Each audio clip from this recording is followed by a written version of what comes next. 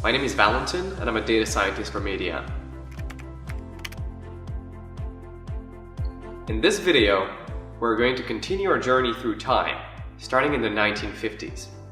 The 1950s were a very productive decade for artificial intelligence. In 1956, the Dartmouth Conference took place and is often referred to as the birth of artificial intelligence as an academic field. Languages like Fortran, COBOL, and Lisp were invented, which made it easier to write computer programs.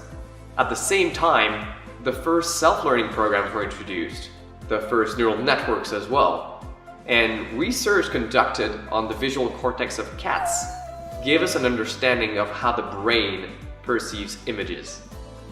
The enthusiasm of the 1950s and early 60s was then followed by what is now known as the first of two AI winters.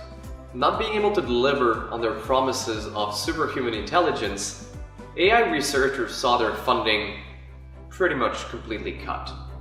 Thankfully, at the same time, languages like C, SQL, or even Prolog were being developed, which meant that yes, winter had come, but spring was also on its way.